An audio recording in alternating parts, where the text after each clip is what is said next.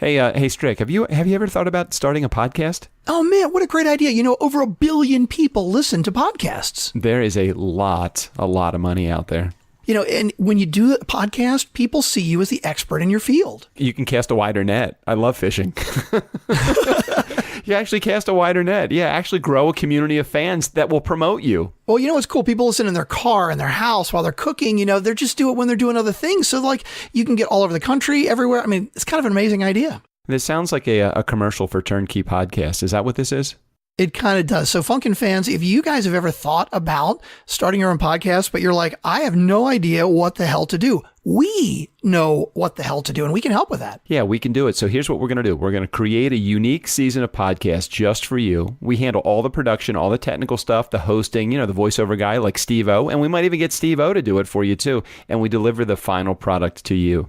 No, it's amazing. And you really need this to become viewed as the expert in your field, whatever field that may be. And we can even help you with exactly what questions to ask, what questions to answer, and all the great things to make you the expert in your field. We're going to support you right from podcast launch day. Even before that, when we're putting all the stuff together, we're going to help you with the launch. We're going to help you sell more of whatever it is that you sell. So if you're a product or a service, or if you're a big box, or if you're regional or national or international, fame and fortune can be yours. Except in Dubai. We don't speak Dubanese. Oh, that's true. We don't. We can't help with that. Here's all you need to do. All you need to do is show up. Oh, well, you got to pay us too, because that's a part of the process too. Details. Yeah, those are the details. If you click on the show notes, we're going to include a link, and it's going to be, what is it? What's on the link? It's like 12 reasons why podcasting is primed for you to sell more of what you do. It's a really cute infographic, and it shows you why you should be podcasting. Click on that. You get that for free, and then we can talk more. All right. Turnkeypodcast.com. You're the expert. Let us help you prove it. That's a great tagline. That is a great tagline. Doug Sandler and Strickland Bonner, the nice guys on business. Here's what's coming up next. Through this approach of dreaming about the future, thinking about what might be possible as opposed to what people will go along with, they changed part of the Denver City Charter, and it allowed them to save $2.2 million in one transaction. It's this notion of empowering people to be able to look beyond the limitations, bring the good ideas forward, build a sense of team and transparency and enough trust in the room that they can start exploring some really big ideas. That's why organizations fail often to react quickly enough and deeply enough to changes in industry, is because the people that have the great ideas aren't sharing them. Locally sourced, organic, gluten-free, and topic to table. It's the Nice Guys on Business podcast. Need an education on how to grow your business? The Nice Guys are here to help. Learn about great customer service, networking, and how just being nice can help you prosper. Now, here are your hosts, Doug Sandler and Strickland Bonner. Welcome back. It's Friday. We've got an interview today. My name's Strickland Bonner. On the other side of the mic, Mr. Doug Sandler and Anna, our show producer. Hey. I was almost going to say, hey, Anna. I was almost going to say our production assistant, and then that was completely wrong. We've since given her a new title. We've given her new responsibilities. Strickland's gotten a tattoo. What with Strick, the tattoo? Anna, we need to change the show notes template to not say production. Can you do that, Anna? Absolutely. Change your own title on your own. It would be my honor. Excellent. Strick, we haven't even gotten Anna. Does she need cards? Does somebody that's in the social world need like physical cards? I don't think it would hurt. I mean, I'm definitely not dishing out business cards on a regular basis. I mean, LinkedIn is kind of, I guess, the new business card, if you will. But I'd love to have something in writing that says show producer. What do the back of our cards say? She wants something in writing now. What do the back of our cards say? Once you've been with the nice guys, everything else sucks?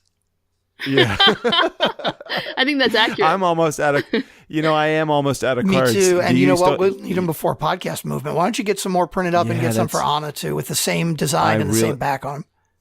Strick, I would love to say I have time to do that, but leaving. All right, can you send me the time. info? Can I just do a reorder? Well, because I want to get it the same way. Unless you want to make a change to them, I don't know. Why don't can you just make some new cards? Just make cards. Okay.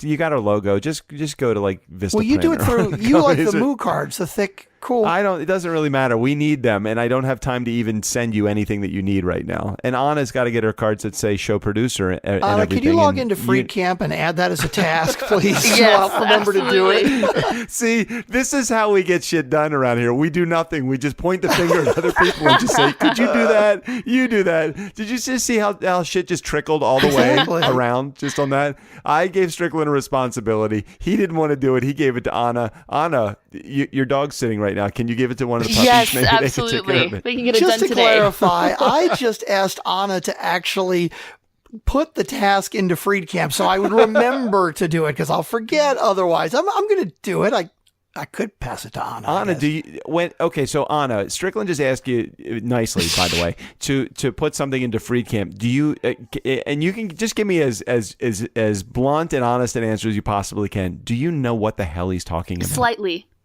Okay. So, like, She doesn't know. I have FreeCamp open right now, so I mean, it's definitely not rocket science. I know how to make a task, but I think that's about it. We're just gonna see what happens when I press save. Yeah, Strick, like I'm looking at FreeCamp right now also. Like where do you, like we don't have, you wanted to put it into that's a good point. So we have to create no, it's okay. It's good. Look, we're still getting the feel for this. We need to create a project called Nice Guys Project. I hadn't thought about it because you're right. Everything is organized in projects and we have each of our customers as projects. So obviously it doesn't go to a specific customer. I will create a project, or Anna, I don't know if you could try, create a project called, Nice Guys, or call it Turnkey Podcast or whatever we want to call it. What do we do exactly? I don't know, we do it all. Whatever. Show up. The fucking list. Call it that. I don't know. Whatever. The fucking project. Something. I hope Rob's not going to be, or Bob's not going to be. There he the goes. wrong name again. Hold on. Wait a second. Wait a minute. Anna, you wanted a theme right, week. The theme of this week is three- screw up the interviews' names. That's our theme this week. So check and Oh check. my gosh. Exactly. Yeah, we got 1, 2, 3. I got all 3 of them messed up. Nicely done. Bob Tipton. Nicely- Is he kind of more straight-laced guy? He's not going to like me, like cursing like that. Oh, he was a great guy. He actually came to us through Kim Tracy over at the Maxwell James Agency, so he is a good sport. So the interview that we're actually posting for him right now, it's going to forever be listed on the Maxwell James Agency podcast website under the About Bob. so we will forever be emblazoned in the hearts and minds of those that are visiting the Maxwell James Agency. I thought we were like Snapchat website. and everything disappears in 24 hours. Oh, geez, how great would that be? That really would be great. Because I have a feeling if we go back to the 440-some episodes that we have done, most of what we said we probably will regret at some point in our life. I'm never running for office, ever.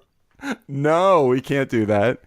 Gosh. All right, should we? Do we have some housekeeping before we actually get to the interview? Wait a minute, hold on a second. We hit something that was really important at the beginning, at the top of this episode, the tattoo. Strickland. Yeah, I got it 2 weeks ago, and I think I love it. I don't know. I'm actually getting it done in about 2 hours. I have no tattoos, and I am getting one done. My very first one ever. Probably my last one.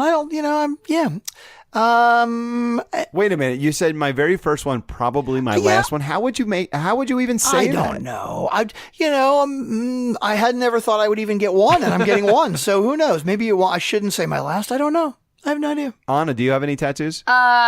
Full disclosure, I do, but don't tell my dad, okay? We have to keep it on the down low. Does your dad listen to the show? No, he doesn't. Wait a second. But you're old enough to do your own thing, though, right?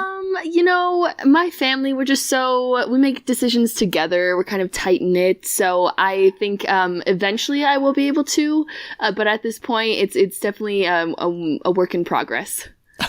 Anna, when you change your title, your position title from production assistant to show producer, was that a family decision, or did you go to your dad? Did you go to your dad and say, "Dad, I'm really thinking about this," and how would the guys at the Nice Guys feel about it, or was this a solo decision? Solo decision. I got to pick and choose my battles. I think so. Just kind of doing this one myself, and definitely just happy with the result. So, all right. So, talk about your tattoo for just a quick second. We won't share this information with your dad. We promise. Okay, perfect.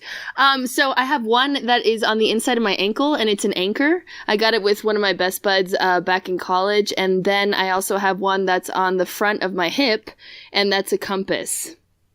So how would it be that your dad wouldn't see one that you have on your foot? Socks. All the time. All the time? All the time. When she's with him.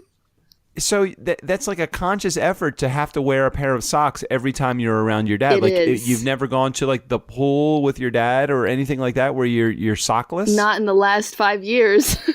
That's incredible. So what would happen, do you think, that if your dad saw the tattoo? He's not going to see the one on your hip, I would assume, but how about the one on your ankle? What would happen if he saw it? It's such a small place. Yeah, I think that it would be pretty rough. I just, my dad, Really? Yeah, he's a military guy. I think that he has certain I guess rules that he's learned in life, and so it's definitely something that he feels would lead me down the wrong path. And tattoos, like, you know, certain jobs if you have tattoos, and certain lifestyle if you have tattoos, which is just completely wrong, obviously. So he's got you as an IV drug user hooker. Yeah, at this point, exactly. right? Yes, that is so accurate.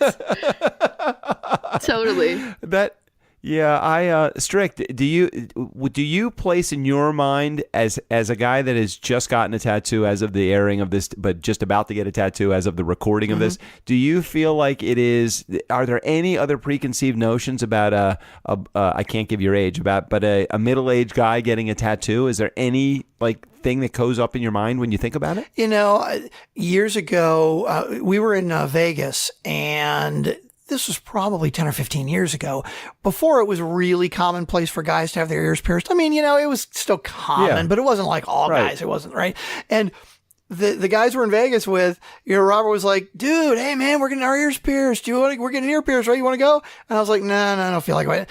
And Robert was like, what, like your wife wouldn't let you? And I said, no, my wife wouldn't give a shit if I got my ear pierced. I said, I'm too fucking old for it. Like, I didn't want to do that whole fucking midlife crisis thing. But, you know, with tats, they're so common nowadays. I mean, I would not be surprised in metropolitan areas if 50% or more of the people that you know have tattoos. It's just really commonplace. I don't think it's a big deal anymore. Nope, not at all. Yeah, so you don't bring along any baggage with tattoos in your mind? I don't think so. Not really.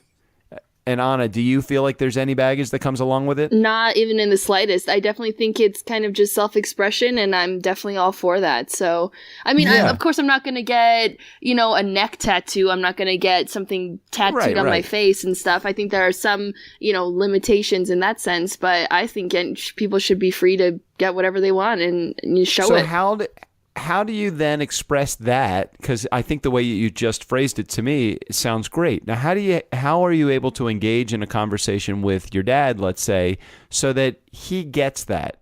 You know, and we had a little bit of a breakthrough in that sense recently, and I think that he just wants me to know, he was saying you have to play to your audience if you want to end up in a certain type of job position, and you have to have a certain type of look. And then my counter argument was, well, then at what point are you trying to impress people, but then you're suppressing like who you really are? So agreed. Right? Well, so I think that. No, you're right. But there's a balance. I mean, I see where he's coming from. And like Anna, you just said, hey, I wouldn't get a neck tattoo, right? Right. And that's not because you wouldn't want to self-express yourself. It's because there is that line where I totally agree is that whatever industry or whatever company or whatever organization you want to get into, you want to present yourself in a certain way, but it doesn't have to be that specific cookie cutter way. You definitely want to bring out your personality, but again, there's a fine line. Like, 100%. Well, what do you think about the organizations, though? I can't remember where I was recently that I saw this, that the service staff, the ones that had tattoos, they actually had to wear a sleeve over the tattoo. Now, why? Is it because they feel like people would be offended if they saw a worker that had a tattoo? And why? Isn't it just as obvious when you're wearing a sleeve that covers it up? He's wearing a sleeve. He's got a tattoo under that. What's the difference between that and he's got a tattoo? Well, I think that maybe what the tattoo is of, I'm not quite sure if people are doing it in that sense. I think that would probably be the only reason why I would see why covering it up would be any better. Agreed. You know? Yeah. And the rules are changing every day. I mean, it's just becoming so much more commonplace. I don't think it's as big a deal anymore. So, yeah. I agree. I'm going to Vegas tomorrow. Anna, you going to come and meet me? I'm in El Paso. Well, actually, I have to watch the dogs.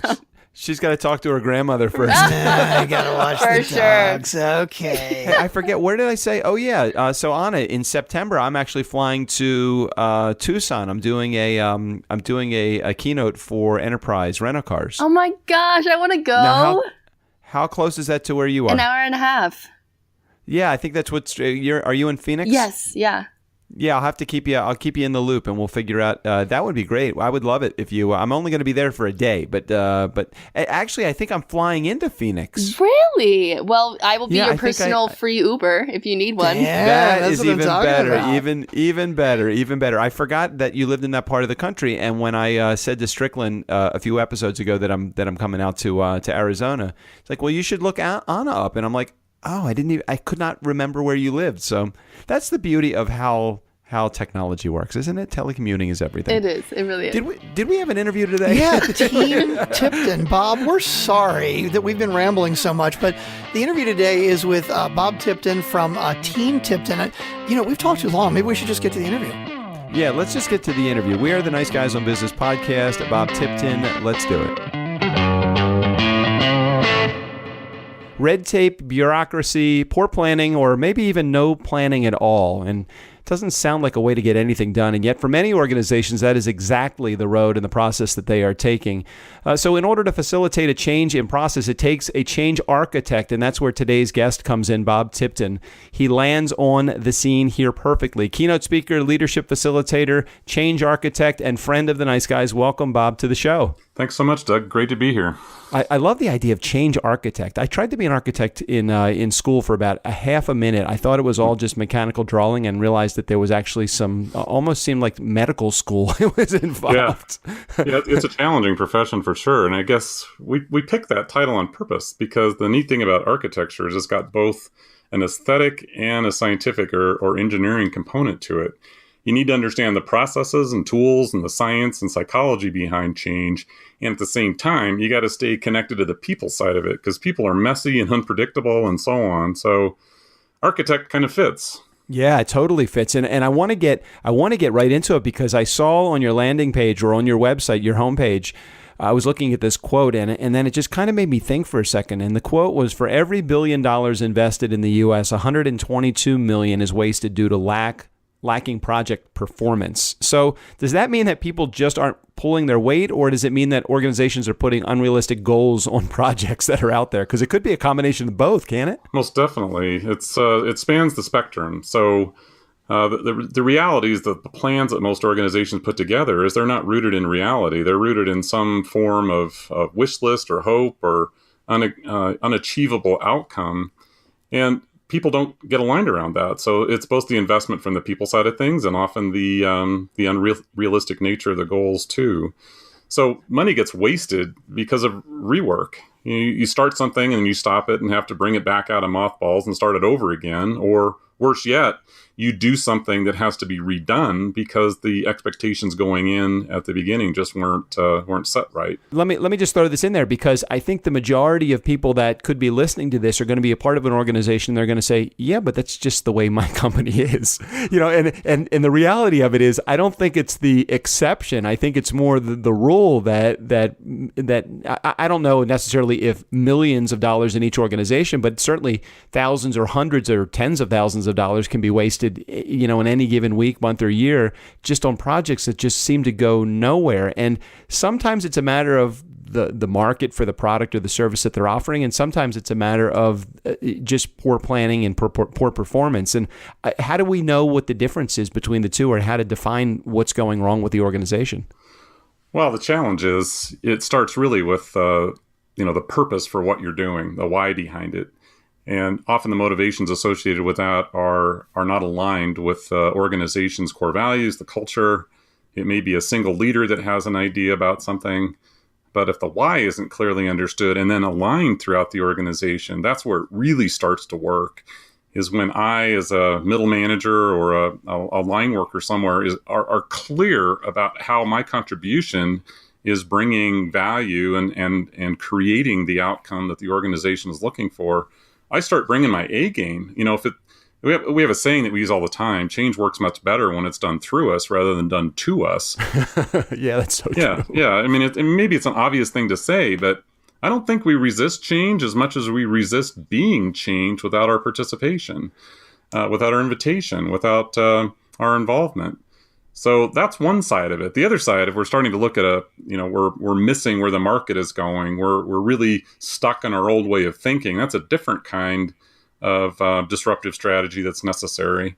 Sometimes we have to look at things pretty plainly and say, what we've been doing for a while isn't where the world is going. I look at the electric car market, for example, right now. Some major manufacturers out there are really behind when it comes to the emerging trends that the industry's heading in. So you're right. It could be in both cases. And what's really cool about it is, and maybe it's just the way that I look at it, because as an entrepreneur, I've been dealing with, small, medium businesses my entire life, and not necessarily in that big, government sector or the huge mega companies that are out there.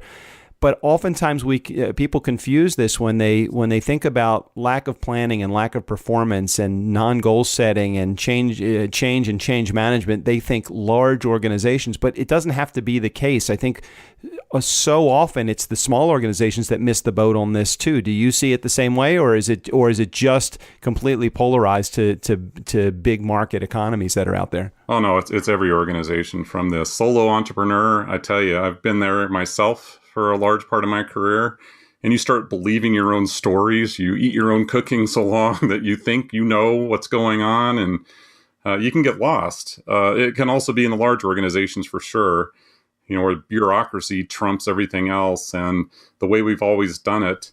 We have this other way of looking at the world. We call it the plans into action dead zone, and I have a client one time that said it really well. They said, "We're great at planning, we're great at doing, we just suck at doing what we plan." And it's this connection where you're able to translate your strategy into actionable results, where you commit resources and you have a plan that is achievable. So one other thing, just real quickly, we use the SMART acronym all the time, SMART, and we think the acronym is okay, but the letters are in the wrong order. It should be RATSM, and we start with R being relevant as opposed to realistic. Is this a meaningful thing? And that's where it's important for the leadership not to use a surrogate of process or research or data to be a substitute for intuition and gut feel and leadership and your willingness to innovate and step out. So we get stuck focusing on the need to be certain. We're so afraid to do anything that might be outside the lines that we lose sight of the need for expansive, big, powerful thinking. So no, it's not limited to any kind of organization. It is across the board. So is this a people problem, or is this an organizational problem? Well, interesting question. One of the questions we're asked a lot is, how do you make an organization change? And I like to say there is no such thing as organizational change. And the reason behind that is individuals make up organizations, and they change one at a time. The art of organizational change is to get enough people moving in the same direction at the same time for the same reason, and then it looks like organizational change. So to me, it's an individual problem. It isn't an organizational problem, and I think that's one of the other, if you want to call it a societal or cultural disease we have in the world right now, is we're so impatient. We're unwilling to let people process the change in such a way that they can actually own it. We want to do edict-based change management, and that didn't work when we were kids. I mean, did it work with you, Doug, when your parents said, "Because I said so"? I mean, that doesn't work when we're adults. No. As a matter of fact, that makes me want to repel. I think that probably is partly the reason why I had gone into my own business, is because I had so many bosses that had said, "This is the way it's done because you know what? This is the way it's done." And for me, I'm like, that's total bullshit. It's like, I don't want to hear that. And it makes me go the complete opposite direction. Yeah. And that's especially true for our younger generations coming into the workforce. You want to polarize your workforce and cause them to go away. I mean, all the research I've seen over the last 20 years tells me that in the top 2 or 3 reasons why people leave is they don't leave a job, they leave as supervisor. It's a poor relationship with their immediate supervisor that causes them to go. And just try telling millennial to sit down and be quiet. I'm a young boomer, but I'm a boomer, and I was raised with the mentality from my grandparents and my parents is, children are to be seen and not heard. I dare you to try that with someone in their 20s. Just sit there and be quiet. So it is a real problem for many organizations, just expecting people to go along. Well, help me with this too, because I always fail to understand why this is the case in most larger organizations, or really in any organizations. I have a lot of friends that own companies that have 20 to 50 employees, let's say, and if you were to test any of the employees on what the company vision is, they can't verbalize it. They don't even really know. They know what their boss is telling them, and they can take out a piece of paper that has the company vision statement on it, but they don't really believe, or they don't really understand what that means. Is that commonplace, or is that something that is outside the realm of what you're all about? Well, I'll tell you, that's one of the key indicators of how successful an organization will be in our mind. If it's just flowery language that talks about the organization's mission and vision and values that sits in the elevator lobby somewhere, but nobody knows what it means, that's a surefire sign that the organization is not going to be as successful as it could be. We have an organizational change energy scale. It's on our website. I think it's under the approach page. And there are different levels of energy that organizations can use to get change moving. And it's interesting. 40% energy is a scale from 0 to 100%. And 40% energy is what most organizations strive for. And we call that buy-in energy. Buy-in energy isn't nearly powerful enough for an organization to understand how to drive success. It gets people warm and fuzzy, and they feel good in a meeting, and they'll go and smile for a few minutes. But when push comes to shove, they're not included in this strategy. They're not part of the organization's vision moving forward, so they don't own it. Okay, so hold on a sec. But before you go on to beyond the 40%, and I would say that even though it's 40%, that's where I see 100% of the companies that are out there, or well over 90% of the companies that I talk to, because it's like they get into the meeting, they get rah-rahed, they feel good. It's like bringing in somebody to do a keynote speech and then walking out and saying, "I've done my job." It's like right. Me as a keynote speaker, if I go in and I share my message, it's not the message. The message is just the tip of the iceberg. It's what comes after the message, and what do you go home thinking? If you can explain to your wife or your spouse the meaning of your company and your company vision, and you believe it, that's when I know it works well. It doesn't work well when it's just something that you got that good, oh man, I feel good after a meeting. That's, again, pardon my French, but that's just bullshit. Yep, it's not nearly enough. And I agree with you. The vast majority of organizations, that's what they strive for. We want people to buy in. I'll tell you, the organizations that are attracting the best and brightest, the ones that are really disrupting marketplaces and industries, the ones that have, they compete for the best product, the best service, the best results in the marketplace, are those that have that level of just end-to-end coherence, resonance, alignment. The organization's energy is focused in the same direction. And I tell you, that's key to the work that we do. In fact, that is the central thing that I think we've developed some processes and tools around that differentiate us from the vast majority of management consulting companies out there that talk about transformation. We have found a way to recapture the energy inside the organization and then help them align it in such a way that they're unstoppable. We get out of the way. It's like, holy cow, right. Watch them go. Right.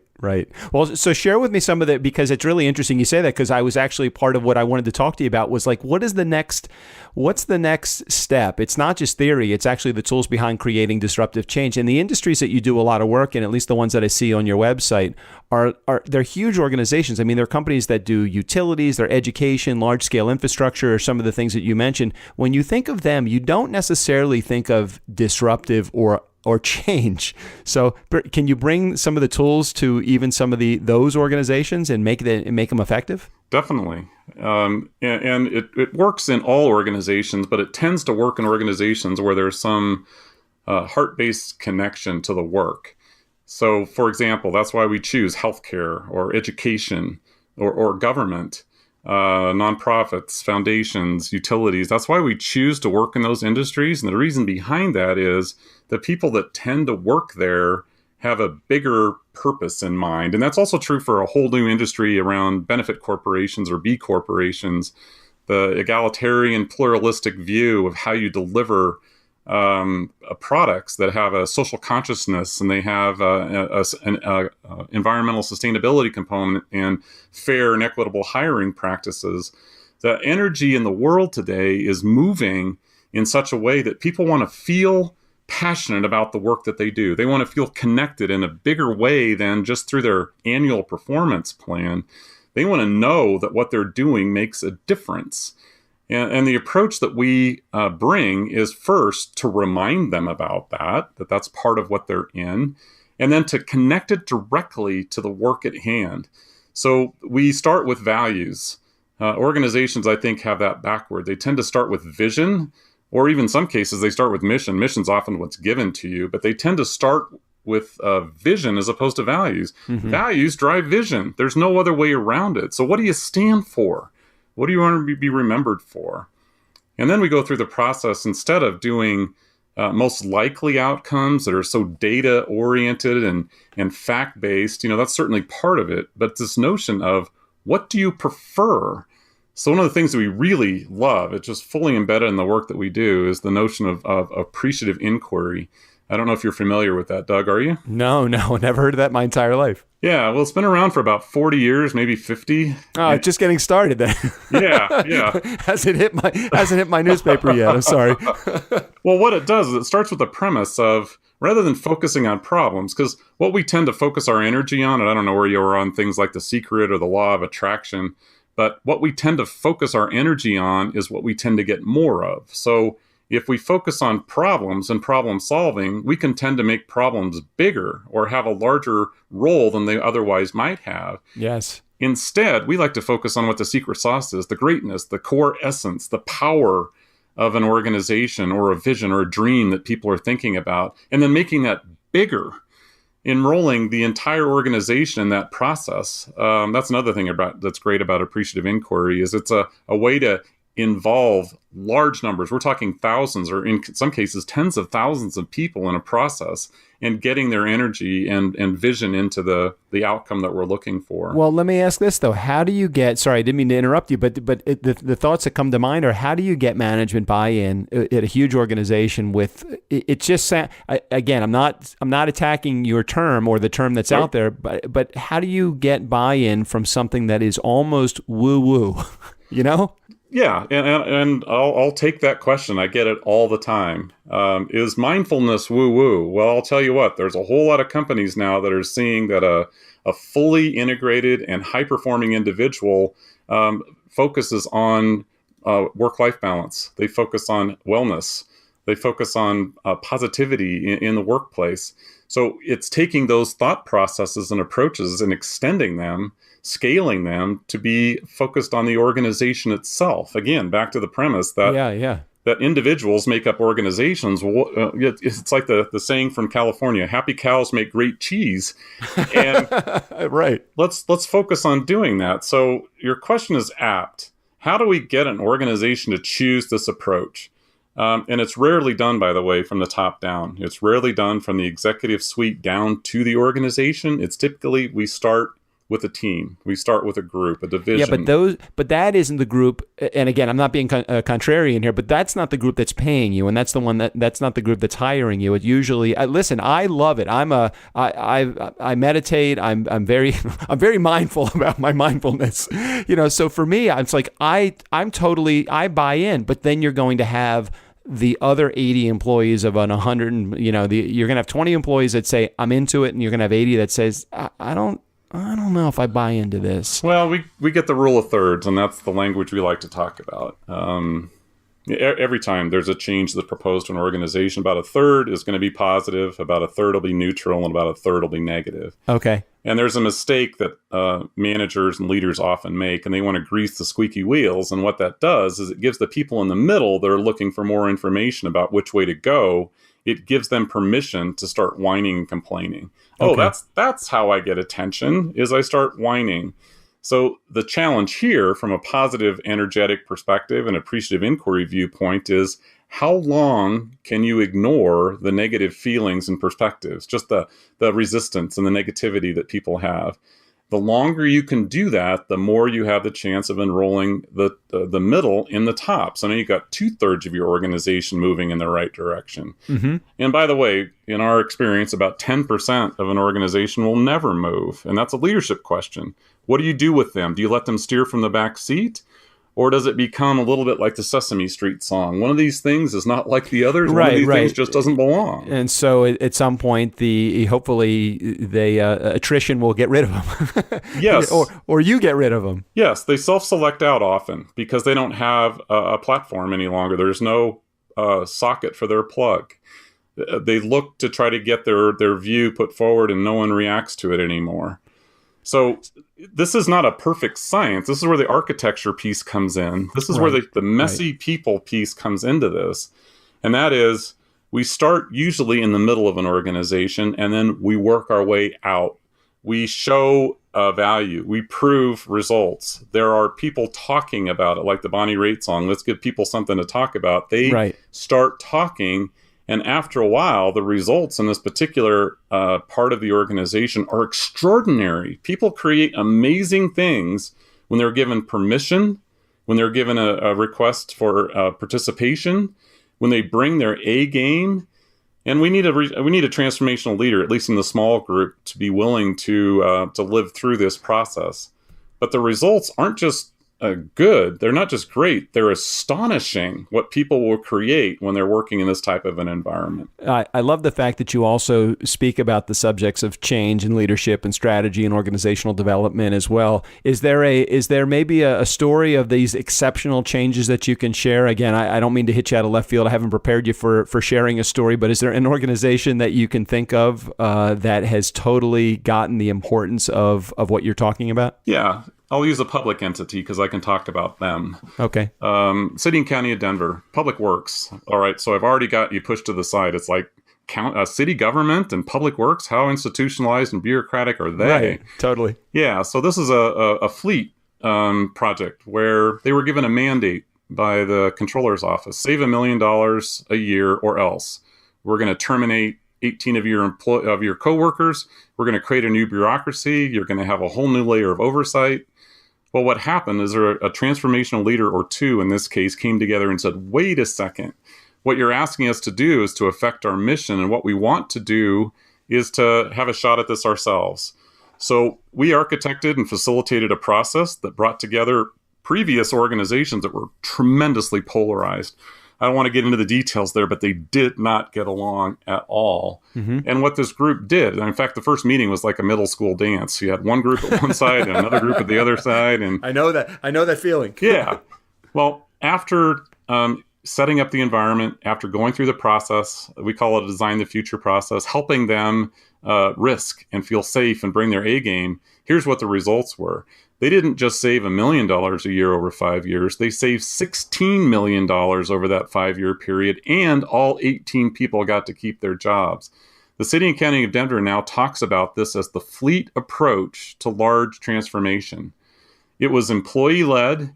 They owned it. They live with it. They're the ones that created the performance metrics, and they're enjoying the benefit from it. So we're about. And if you had to put your hand on one of the things or one of the reasons why that happened, or one of the tools that they use, can you share that so that it makes sense? You know, you've just now taken a $5 million gauntlet that's thrown out, and you've made it 15 million because they've actually accomplished 3 times what they said. How did they do that?